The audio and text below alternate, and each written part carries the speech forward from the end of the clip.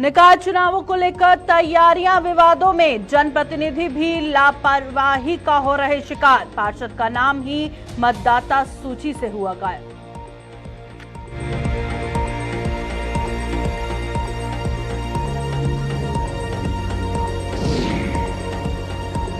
ख्वास में चौथे दिन भी सर्च ऑपरेशन जारी। राजौरी पुंछ हाईवे पर भी कड़ी सुरक्षा। लिंक मार्गों पर भी पुलिस ने की नाकेबंदी।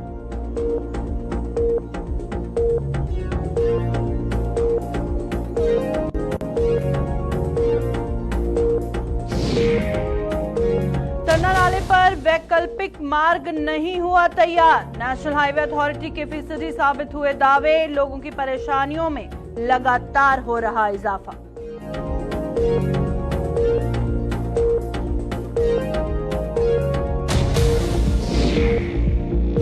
जीएमसी अस्पताल में ट्रॉलियों की हालत बदतर। रखरखाव की ओर प्रशासन नहीं दे रहा कोई ध्यान। मरीजों और तीमानदारों को सहनी पड़ रही दुश्वारी।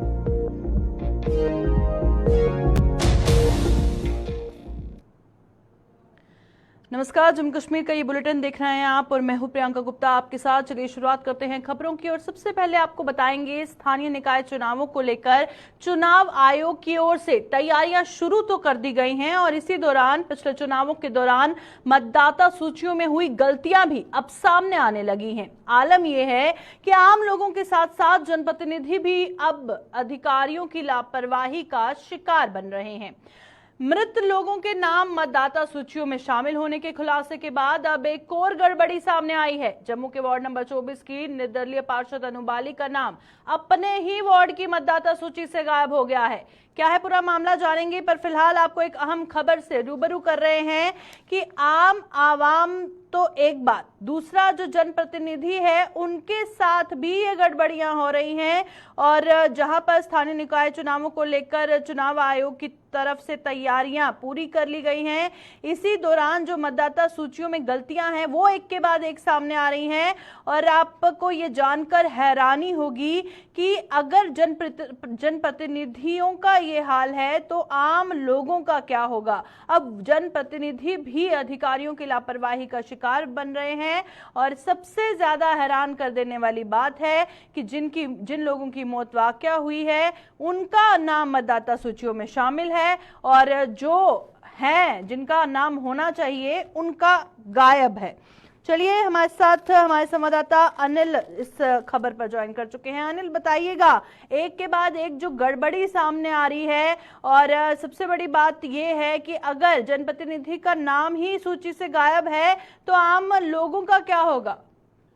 देखिए प्रियंका, सबसे बड़ा सवाल ही यहाँ पर खड़ा हो गया है। और आपको बता दें कि अर्बन लोकल बॉडीज के चुनावों को लेकर जिस तरह से प्रक्रिया चल रही है उसको लेकर मतदाता सूचियों की बात करते हैं तो लगातार जो है नाम जो है उनके सूची में तब्दील किया जा रहे हैं और लगातार चेक किया जा रहा है कि जिनका जन्म तिथि है या फिर जिन्होंने नए वोट बनाने हैं उनको लगातार जो है प्रक्रिया चल रही है। मगर उसी बीच वार्ड नंबर 24 से एक बड़ा मामला निकल कर आया है जिसमें निर्दलीय पार्षद की बात करते हैं। और इस वक्त बता दें कि हमारे दर्शकों को एक्सक्लूसिव बातचीत करने के लिए हमारे साथ मौजूद है और निर्दलीय पार्षद हैं। सीधा इन्हीं के पास जाएंगे और प्रियंका, हम जानना चाहेंगे, सबसे बड़ा सवाल यहां पर यह खड़ा हो गया है कि आखिर जो यहाँ पर जनप्रतिनिधि हैं उनका नाम और बाकी उनके परिवार के सदस्यों का नाम जो है वो वार्ड नंबर 24 में है और इनका और इनके पति का नाम जो है वार्ड नंबर 25 में चला गया है। आखिर इसके पीछे का कारण क्या रहा है, आखिर क्यों इसके पीछे किसकी नाकामी जो है।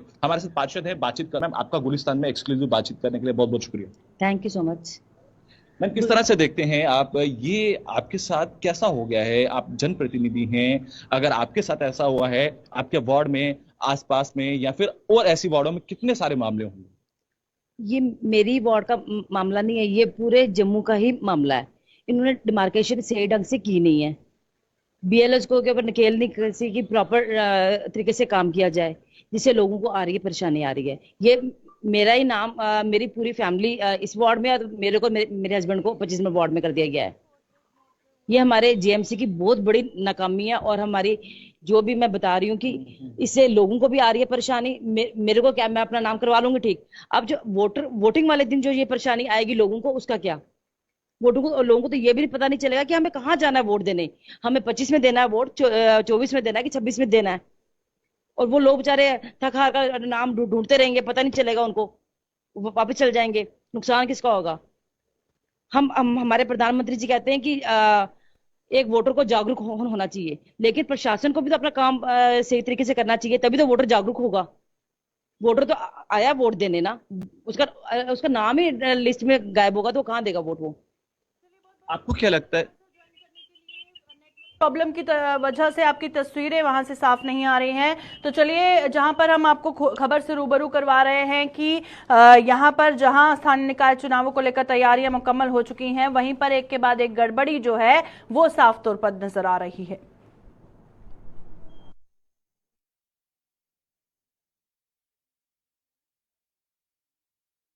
राजौरी के ख्वास इलाके में पिछले दिनों हुई मुठभेड़ में एक आतंकी के मारे जाने के बाद वहां पर चौथे दिन भी सर्च ऑपरेशन लगातार जारी है। इस मुठभेड़ के बाद राजौरी में भी सुरक्षा व्यवस्था को कड़ी कर दिया गया है और जम्मू पुंछ हाईवे के अलावा लिंक मार्गों पर भी नाकेबंदी कर दी गई है और जहां हर आने जाने वाली गाड़ी की गहनता से तलाशी लेने के साथ साथ उनमें सवार लोगों से भी पूछताछ की जा रही है। तो तस्वीरें इस वक्त राजौरी के खास इलाके से हम आपको दिखा रहे हैं, जहां पर पिछले दिनों मुठभेड़ हुई थी, एक मिलिटेंट मारा गया था और आज लगातार चौथे दिन भी बड़े पैमाने पर सिक्योरिटी फोर्सेस द्वारा सर्च ऑपरेशन चलाया जा रहा है।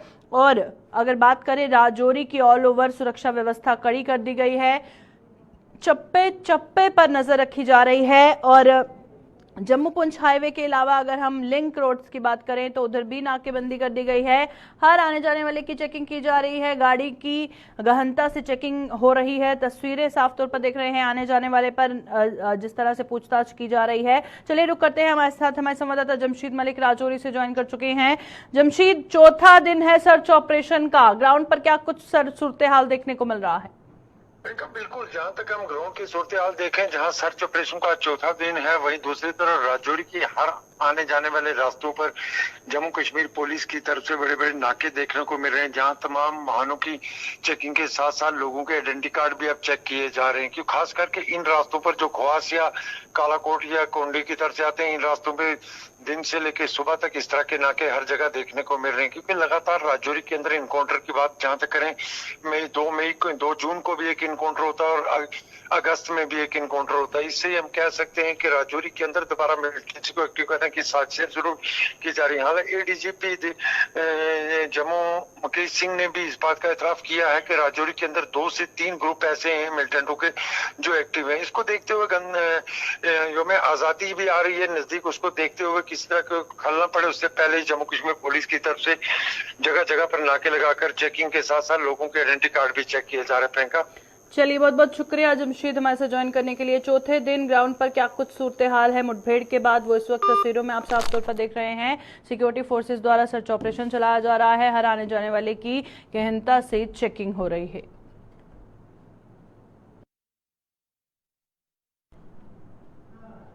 जम्मू पठानकोट हाईवे पर तन्ना नाले पर वैकल्पिक मार्ग बनाने को लेकर ना ही हाईवे अथॉरिटी गंभीर है और ना ही प्रशासन की तरफ से कोई भी कदम उठाए जा रहे हैं। करीबन 20 दिन पहले नेशनल हाईवे पर दयाला चक और चढ़वाल को जोड़ने वाला पुल बाढ़ की वजह से धंस गया था। इसके बाद जम्मू पठानकोट हाईवे पर ट्रैफिक को जो मोड़ है वहां पर उससे बॉर्डर इलाके से डाइवर्ट कर दिया गया और उसी दौरान नेशनल हाईवे अथॉरिटी की तरफ से 15 दिन में वैकल्पिक मार्ग तैयार की जाने की बात कही गई थी, लेकिन 20 दिन के बीत जाने के बाद भी अभी तक वैकल्पिक मार्ग तैयार नहीं हुआ है, जिससे आने जाने वाले लोगों की परेशानियों में लगातार इजाफा देखने को मिल रहा है। तो बात कर रहे हैं हम जम्मू पठानकोट हाईवे पर तन्ना नाले पर जो वैकल्पिक मार्ग है उसको बनाने को लेकर क्यों अभी तक हाईवे अथॉरिटी गंभीर नहीं है, क्यों प्रशासन कदम नहीं उठा रहा है, जानेंगे। हमारे संवाददाता रंजीव हमारे साथ इस लाइव में ज्वाइन कर चुके हैं। रंजीव, बताइएगा क्यों अभी तक ना ही हाईवे अथॉरिटी का और ना ही प्रशासन का इस पर कोई ध्यान गया है? प्रियंका, मैं बताऊं कि ये जो तर्रा नाले का जब से पुल धंसा है, आज 20-22 दिन होने को आ रहे हैं। 15 दिन में इन्होंने बोला था पहले कि वैकल्पिक मार्ग जो है वो उसको बना दिया जाएगा, लेकिन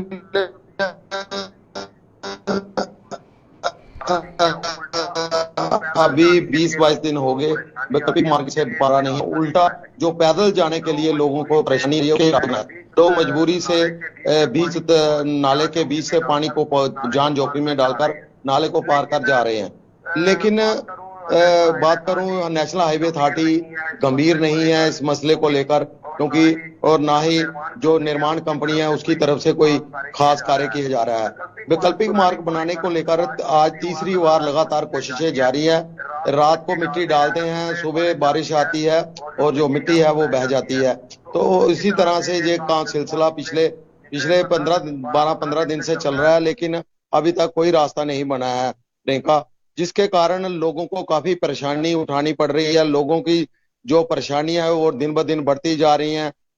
जो बाहरी राज्यों से आने वाले लोग हैं उनको जो डाइवर्ट रूट है वहां से 30 से 35 किलोमीटर अधिक सफर तय करना पड़ता है। बॉर्डर इलाके से संकरा रोड है, वहां पर जाम की स्थिति बनी रहती है, तो जिसके कारण लोगों को लगातार दिक्कतों में काफी इजाफा हो रहा है। प्रशासन की बात करूं, प्रशासन की तरफ से भी कोई इतने बड़े कदम नहीं उठाए गए हैं कि जिसके कारण यहाँ पर उनको जो है ये मार्ग जो है बन सके। तो हमारे साथ ज्वाइन करने के लिए रंजीव हमारे संवाददाता ज्वाइन किए हुए थे, जो बता रहे थे कि जो वैकल्पिक मार्ग नहीं बनाया गया है उसको लेकर लोगों को काफी परेशानियों का सामना करना पड़ता है। और खास तौर पर अगर हम बात करें ट्रैफिक को जो लोंडी मोड़ से बॉर्डर इलाके से डाइवर्ट कर दिया गया है, उससे लंबा लंबा जाम जो है वो देखने को मिलता है।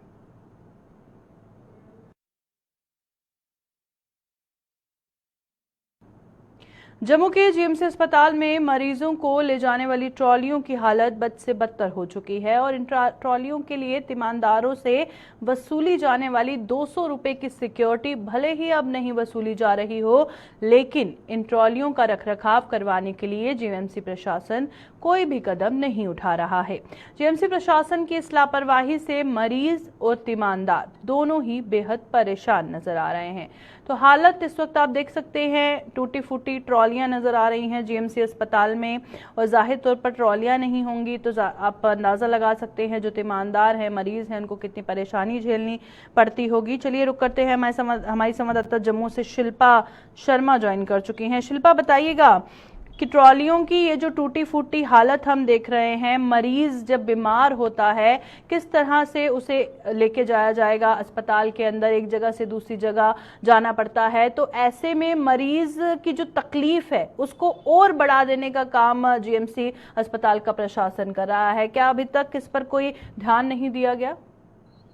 देखिए, सबसे पहले मैं आपको बताते चलूं कि जिस तरीके से ट्रॉली जो है एज ए सिक्योरिटी के तौर पर 200 जो है यानी पेशेंट को देना पड़ता था, तो कहीं ना कहीं लोग जो है यानी कि जो पेशेंट वहां पर आते थे, इमरजेंसी पर आते थे, तो पैसे साथ में नहीं लाते थे, तो कहीं ना कहीं ये चीज उन्हें फेस करनी पड़ती थी, काफी मुश्किलात देखनी पड़ती थी। तो अब जब से नए प्रिंसिपल डॉक्टर आशुतोष गुप्ता ने पद संभाला है, कुर्सी संभाली है, एक फैसला किया गया है, ये काफी सराहनीय कदम है कि अब उन ट्रॉली को जो है फ्री कर दिया गया है। यानी कि जिस तरीके से ट्रॉली जो है पहले उन्हें ट्रॉली का काफी ज्यादा ध्यान रखना पड़ता था और पेशेंट का भी ध्यान रखना पड़ता था, तो अब उन मुश्किलात को जो है वो आसान कर दिया गया है। लेकिन दूसरी तरफ तस्वीर ये है कि ट्रॉली की काफी ज्यादा खस्ता हालत है। जो ट्रॉली की यानी कि जो कवर है ट्रॉली के वो फट चुके हैं, जो ट्रॉली को यानी कि रस्सी से बांध दिया गया है, जो उनके टायर है वो भी खराब है, और कई ट्रॉली ऐसी है जिनकी हैंडल जो है वो काफी ज्यादा खराब है। अभी तक इस पर कोई भी संज्ञान, कोई भी ध्यान जो है वो नहीं दिया गया है। यही निवेदन की जाती है कि प्रिंसिपल डॉक्टर आशुतोष गुप्ता जिस तरीके से वो सराहनीय कदम उठा रही है, तो कहीं ना कहीं इस पर भी ध्यान वो जरूर देंगे। बहुत बहुत शुक्रिया शिल्पा ज्वाइन करने के लिए। और जहां तक मुझे याद है, बहुत बार इस तरह की शिकायतें पहले भी मरीज और तीमानदार कर चुके हैं, ट्रॉलियों को लेकर जो परेशानी उन्हें झेलनी पड़ती है। उम्मीद है कि जल्द से जल्द इस पर गौर फरमाया जाए ताकि ना ही मरीज को तकलीफ हो और ना ही तीमानदारों को परेशानी। जम्मू में डेंगू के संभावित खतरे से निपटने के लिए जम्मू नगर निगम ने भी कमर कस ली है। नगर निगम ने सबसे पहले शहर के तमाम सरकारी अस्पतालों में डेंगू से बचाव के लिए मुहिम छेड़ दी है, जिसके तहत इन अस्पतालों में जल्द ही फॉगिंग शुरू करवा दी जाएगी। जम्मू के डिप्टी मेयर बलदेव सिंह बलोरिया ने बताया कि इस संबंध में इन सभी अस्पतालों के प्रशासनों से बैठकें कर ली गई हैं और इसके अलावा जम्मू के तमाम वार्डों में भी फॉगिंग की प्रक्रिया शुरू कर दी जाएगी। मैंने जो आपके हॉस्पिटल से उनसे बात की है तो उन्होंने भी पूरी तैयारी करके रखी हुई है, और इसके साथ साथ हमारी भी मीटिंग हुई है। हमने इसमें एक तो टीम भेजी है, उनको देखा है कि पूरा हॉस्पिटल चेक किया जाए, उसके प्रिकॉशन समझाए जाएं, उसमें कहीं लार्वा तो नहीं है, कहीं वो सिम्टम तो नहीं है, उस चीज़ों को देख रहे हैं। जो हमारे हॉस्पिटल हैं, जैसे सरवाल हॉस्पिटल की बात करें, गांधीनगर की बात करें, मेडिकल कॉलेज की बात करें, SGMC की बात करें शालामार में, तो इसमें भी वो हमारे देख रहे हैं। और लगातार हम जल्दी ही 15-16 से लगातार हम जो फॉगिंग है वो सारा जो ट्रीटमेंट है वो करना शुरू कर देंगे। इन बिटवीन आज भी अगर कहीं से हमें डिमांड आती है कि उस वार्ड में करना है, वहाँ उस एरिए में करना है हॉस्पिटल में, तो उसका भी हम करेंगे। मैं लोगों को भी कहना चाहता हूँ कि लोग इसके प्रिकॉशन लें।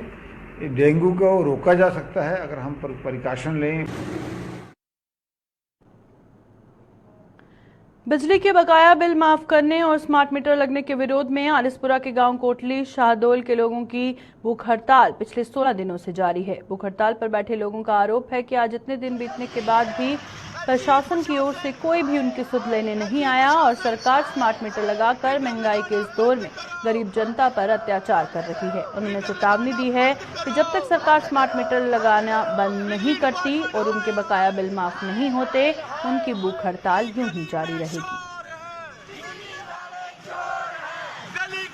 जम्मू से कोई डीसी डिपकॉम कोई हमारा हाल नहीं पूछने आया। ये सरकार का काम होता है कि जनता को परेशान नहीं करना। यहाँ पे जनता को परेशान किया जा रहा है। 16 दिन हो गए हमारी मातृशक्ति रोडों पर है, और जहाँ ये सरकार कहती है कि बेटी बचाओ बेटी पढ़ाओ, ये बेटियों की माएँ यहाँ पे रोडों पे बैठी हुए हैं।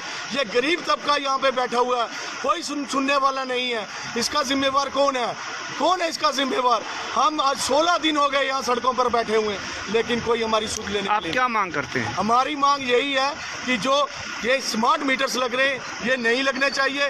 पहले भी लोग बिल देते थे, पहले भी मीटर लगे हुए थे, ये कोई नए नहीं है। डिजिटल मीटर लगाओ और इसको बंद करो, ये जो स्मार्ट मीटर्स हैं। और इसके साथ मैं ये बात कहना चाहता हूँ कि ये जो स्मार्ट मीटर्स हैं और इसके साथ साथ जो गरीबों के पेंडिंग बिल हैं उनको माफ़ किया जाए। गवर्नमेंट के अगे हाथ जोड़ के बेनती है कि इस गरीब आदमियों के उत्ते तरस खान। अगर ये मीटर स्मार्ट मीटर लाने हैं तो स्मार्ट अगर तुम सिटी बना रहे हो तो इन्हों पिंड वालियों को स्मार्ट बना रहे हो कि जेडे कि रोटी भी खान जोगी ना, इन्हों को रोटी खान जोगी पैसे नहीं पूरे, तो मीटर के पैसे कितों देंगे? इन्हों ना बिल आ रहा लोगों का, ये अजे 10 दिन का बिल कि 10,000 आ रहा, तो कि जो महीना लगा तो कितने जाएंगे? इस वास्ते साढ़े गवर्नमेंट के अगे विनती है कि मीटर जोड़े बंद किए जान। नॉर्मल जोड़े बिल मीटर ने वो गवर्नमेंट के जो अथराइज ने वो लाओ। कोई आदमी यहो जिहा नहीं होएगा जो ये बिल ना भरेगा। गवर्नमेंट तो ता करे, गवर्नमेंट ये चीज़ देखती है कि अपना बिल भरते हैं तो जोड़े गरीब आदमी उन्होंने जेब खाली करते हैं, क्योंकि एक मतलब ये एक इंसानियत नहीं है, ये मतलब एक अत्याचार है कि ना गरीब के उत्ते। डिग्री कॉलेज भद्रवाह के खेल मैदान की खस्ता हालत को लेकर मुकामी खिलाड़ियों में भारी नाराजगी है और इन लोगों के मुताबिक भद्रवाह कस्बे में खिलाड़ियों के खेलने के लिए यही एक मैदान है, लेकिन सरकार की अनदेखी के कारण बरसात के मौसम में ये मैदान तालाब की शक्ल इख्तियार कर लेता है, जिसकी वजह से खेल सरगर्मियों में खलल पड़ता है। और इन खिलाड़ियों के मुताबिक यहां कोई भी टूर्नामेंट करवाने से पहले इस मैदान को खेलने के लायक बनाने के लिए जेब से पैसे खर्च करने पड़ते हैं। मुकामी खिलाड़ियों ने सरकार से इस मैदान के रखरखाव करने की मांग की है ताकि उन्हें खेलने में किसी भी तरह की दुश्वारियों का सामना न करना पड़े। समझ लीजिए, अब उनको ऊपर से जो नाली जा रही है उसका पानी कहीं डूबते हुए नीचे आता है, जिसकी वजह से यहाँ तालाब हो जाता है ग्राउंड में। मुझे नहीं लगता है क्रिकेट ग्राउंड से ज़्यादा ये एक ना तालाब बन गया मछलियाँ पकड़ने के लिए। बहुत पानी आ रहा है। अब हम लोग जो है इसके लिए जो इंतजाम कर रहे थे, लेकिन आप खुद देखिए कि अभी तक कम से कम 40-50 हज़ार रुपये का खर्चा आ चुका है। अभी भी इस पर लाख रुपये का खर्चा है, तब जाके ये पानी थोड़ा इसको कंट्रोल किया जा सकता है। उसके बाद ग्राउंड की मेंटेनेंस के ऊपर भी खर्चा करना है, 1 लाख रुपए खर्चा, 1-1.5 लाख रुपए खर्चा, फिर ग्राउंड खेलने के काबिल बन जाएगा। मैं ये कहना चाहता हूँ कि यहाँ की जितनी भी एडमिनिस्ट्रेशन है और जितने भी यहाँ पे सियासतदान वगैरह जो वोट के टाइम जो है बड़े बड़े दावे करते हैं यूथ के लिए करने के लिए, ड्रग्स से लड़ने के लिए, बहुत सी चीज़ों के दावे करते हैं, लेकिन सफल मुझे नहीं लगता है वो हो पाते हैं। लेकिन कम से कम उन लोगों को इस चीज़ पे बहुत ज़्यादा तवज्जो देने की ज़रूरत है, क्योंकि यहाँ पे सारे बच्चे खेलते हैं, यूथ यहाँ पे खेलता है, क्योंकि फिजिकल एक्टिविटीज़ होंगी तो यूथ जो है ड्रग्स से दूर होगा। ये बहुत ज़्यादा ज़रूरी तवज्जो देने के लिए। देखिए, बड़ी बदकिस्मती के साथ कहना पड़ता है कि हमारे यहाँ पर जो ग्राउंड है, एक ही ग्राउंड है सिटी के अंदर, डिग्री कॉलेज ग्राउंड का हाल आप देख सकते हैं कि इस वक्त यहाँ की हालत क्या है। जब भी यहाँ पे किसी ने टूर्नामेंट कराना होता है, प्राइवेट ऑर्गेनाइजर यहाँ पर बेचारा अपने जेब के 1.5-2 लाख रुपए हर बारी खर्च करके इस ग्राउंड को थोड़ा बहुत मेंटेन करके, ताकि यहाँ पर खेलने के लिए थोड़ा यहाँ पे सुधार हो जाए, हालत ठीक हो जाए, ताकि बाहर से खिलाड़ी आते हैं खेलने के लिए, थोड़ा बहुत यहाँ पे भी खेलने के लायक हो जाए। मैं अपील करना चाहता हूँ एलजी मनोज सिन्हा साहब से, थोड़ा बहुत यहाँ पर भी तवज्जो दें, थोड़ा बहुत इसको भी मेंटेन करवाएं, थोड़ा बहुत फंड्स, स्पोर्ट्स फंड से निकाल कर थोड़ा बहुत यहाँ की हालात को भी ठीक करें। यहाँ भद्रवा की तरफ भी थोड़ा बहुत देखें, यहाँ पे भी लोग बसते हैं, यहाँ पे भी लोग जीना चाहते हैं, यहाँ पे भी स्पोर्ट्स एक्टिविटी में पार्टिसिपेट करते हैं बच्चे, तो थोड़ा बहुत ये यहाँ की तरफ तवज्जो देनी चाहिए। हमारी डिस्ट्रिक्ट एडमिनिस्ट्रेशन को भी मैं बोलना चाहता हूँ, थोड़ा बहुत इस ग्राउंड की हालत को ठीक कराएं। किसान संपर्क अभियान के तहत जम्मू कृषि विभाग द्वारा जम्मू के रंजीत नगर तालाब तिल्लो में शिविर का आयोजन किया गया और 3 दिनों के इस शिविर में किसानों को आधुनिक तरीके से खेती बाड़ी करने के साथ साथ सरकार द्वारा किसानों के लिए चलाई जा रही योजना के बारे में जानकारी दी जा रही है। इसकी शुरुआत पर कृषि विभाग के एईओ तीर्थ सिंह और जेएईओ उत्तम शर्मा सहित पंचायत के सदस्य भी मौजूद रहे।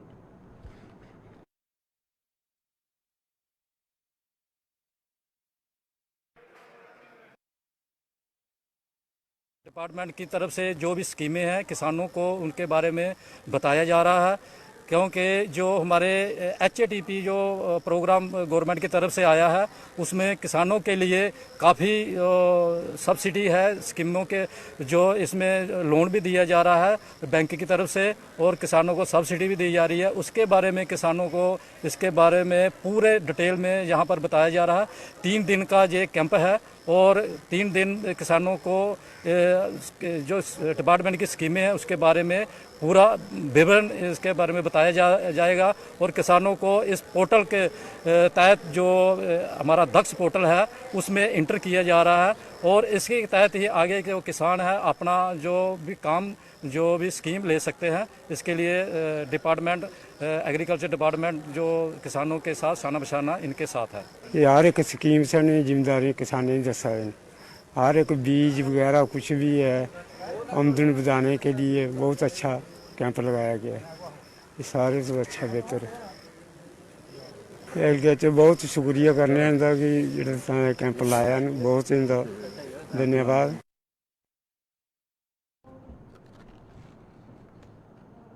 अभी के बुलेटिन में फिलहाल इतना ही, दीजिए इजाजत, नमस्कार।